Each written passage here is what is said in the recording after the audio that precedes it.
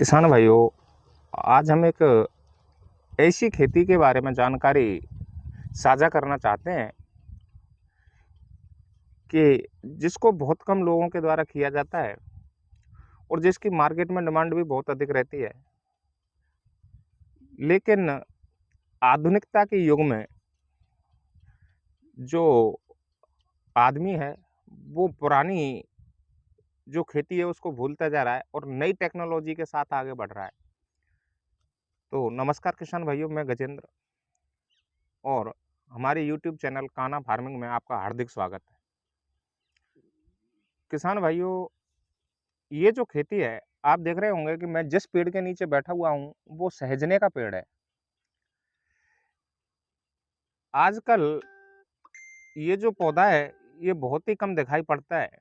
उसका सबसे बड़ा रीजन, क्योंकि जो किसान है और जो आम जनता है, उसने आधुनिकता की ओर जो मुख मोड़ लिया है, उससे इन चीज़ों को भूलता जा रहा है। इस पौधे के उपयोग क्या क्या हैं और इस पौधे का सबसे ज़्यादा उपयोग दवाइयों के रूप में किया जाता है। किसान भाइयों, इस समय सहजन के जो पेड़ हैं उनमें फ्लावरिंग चालू है। कुछ समय पश्चात इनमें फलियां फलियां बनने का प्रोसेस होगा।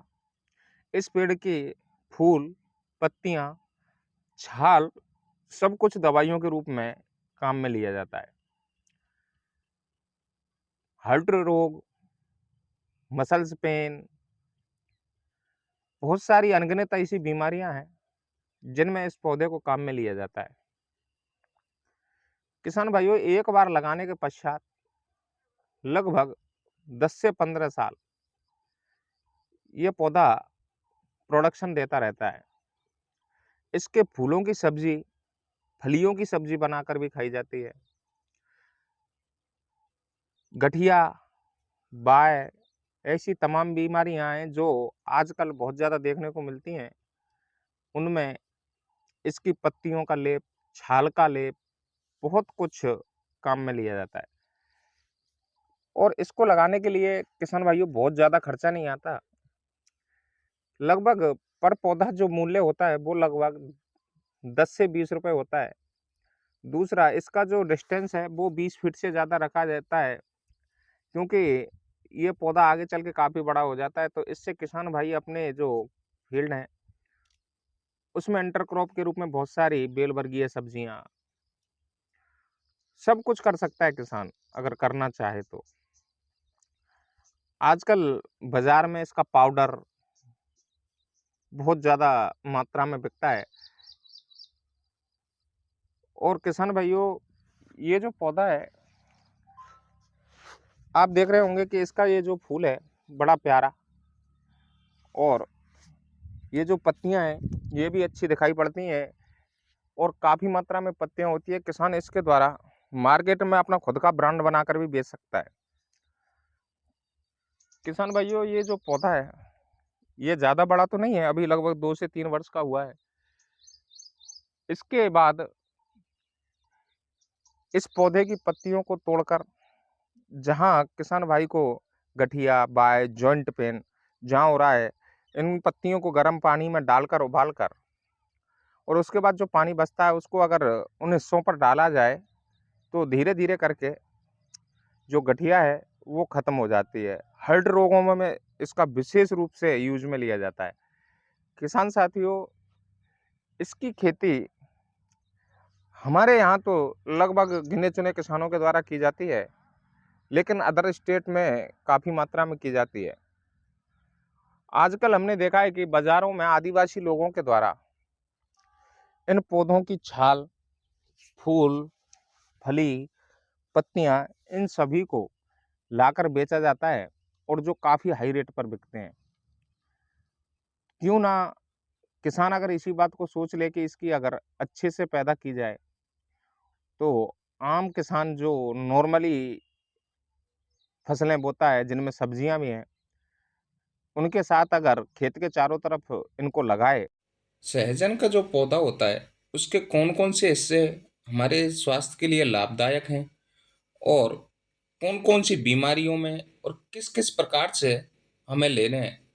जैसे पाचन तंत्र है, तो पाचन तंत्र में सहजन की पत्तियां और जो इसकी फलियां आती हैं वो कब्ज और गैस से राहत दिलाती हैं। उसके बाद इम्यूनिटी पावर, रोग प्रतिरोधक क्षमता जो होती है, इसमें विटामिन सी और एंटीऑक्सीडेंट प्रचुर मात्रा में होते हैं जो हमारी प्रतिरक्षा तंत्र है उसको मजबूत करने का कार्य करते हैं। इसका जो नेक्स्ट उपयोग है वो हड्डियों को मजबूत करने के लिए होता है। सहजन में कैल्शियम और फास्फोरस बहुत ज़्यादा होता है जो हड्डियों को मजबूती प्रदान करता है। आजकल एक बहुत बड़ी समस्या सामने आ रही है जिसमें खुजली और बालों का झड़ना, अर्थात त्वचा के रोग और बालों के रोग।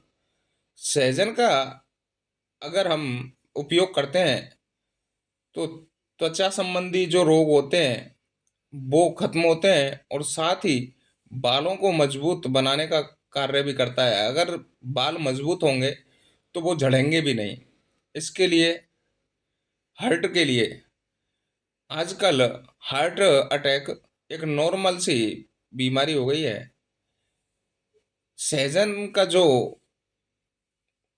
फली और पत्तियां होती हैं उनके सेवन से कोलेस्ट्रॉल का स्तर है वो कम हो जाता है, जिससे हार्ट अटैक जैसे जो हार्ट रोग हैं उनसे भी बचा जा सकता है। डायबिटीज ब्लड शुगर को नियंत्रण करने का कार्य भी करता है। इसके साथ बहुत छोटे मोटे ऐसे रोग हैं जिनमें लगभग ये काम करता है, जैसे लीवर और किडनी को डिटॉक्सिफाई करने का भी कार्य करते हैं। थायराइड फंक्शन में सुधार।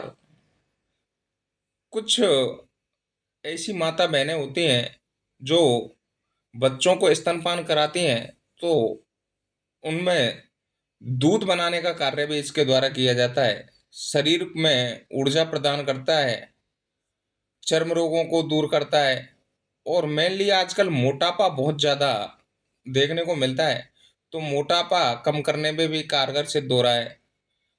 लकवा जो एक बीमारी है उसको भी लगभग कंट्रोल में लिया जा सकता है।